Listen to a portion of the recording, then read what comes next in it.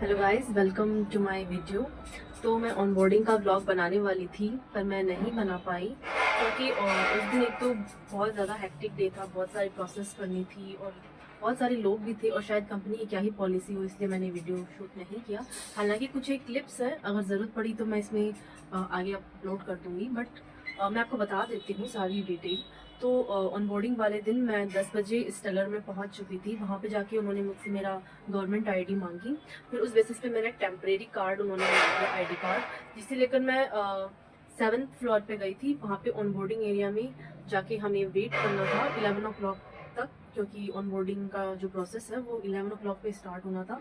उससे पहले हमें बार बार एक ही चीज़ बोल रहे थे कि अपना ई आधार कार्ड डाउनलोड कर लीजिए, वो भी ऑनबोर्डिंग की डेट का। तो मैं घर से ही ये डाउनलोड करके गई थी अपना ई आधार कार्ड। और फिर 11 बजे हमारी अटेंडेंस हुई, जो लोग जिनको ऑनबोर्डिंग के लिए आना था। फिर उसके बाद में हमें अपना ई आधार कार्ड, वो भी अनमास्क करते हैं तो उसमें डेट चली जाती है, इसलिए हमें स्क्रीनशॉट लेकर ही उस आधार कार्ड का उन्हें मेल करना था। उन्होंने हमें एक मेल बताई थी। फिर उसके बाद में हमें ज्वाइनिंग डॉक्यूमेंट और अपॉइंटमेंट लेटर मिलते हैं, जिन्हें पढ़कर हमें साइन करना होता है डिजिटली, फिर वापस उन्हें मेल कर देना होता है। फिर उसके बाद में हमें यही ज्वाइनिंग डॉक्यूमेंट और ऑफर लेटर हमें फिजिकली दिए जाते हैं, फिजिकली साइन करने के लिए। उसके बाद में होता है हमारा लंच ब्रेक और फिर हमें आईटी एरिया में जाना होता है।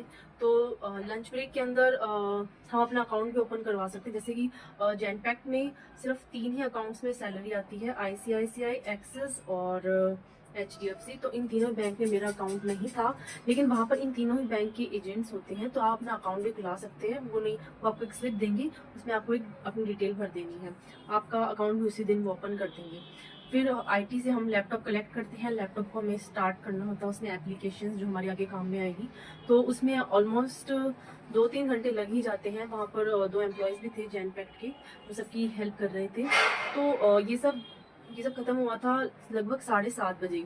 तो ये काफ़ी टाइम टेकिंग प्रोसेस है, तो आप अपना ऑनबोर्डिंग का डे उसी अकॉर्डिंग प्लान करें। उसी दिन हमें हमारे सुपरवाइजर के कॉन्टैक्ट नंबर भी दिए जाते हैं, जिनसे हमें कनेक्ट करना होता है।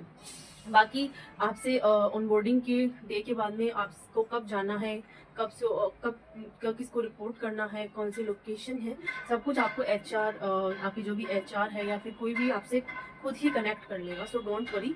तो ऑनबोर्डिंग का डे आपका काफ़ी लंबा चलेगा, क्योंकि मैं घर से सुबह 9 बजे निकली थी और 8 बजे घर पहुंची थी। तो आप उस हिसाब से अपना डे प्लान कीजिए। और ऑनबोर्डिंग के बाद में क्या होता है आगे कुछ, तो मैं आपको इन्हीं वीडियोज़ में आगे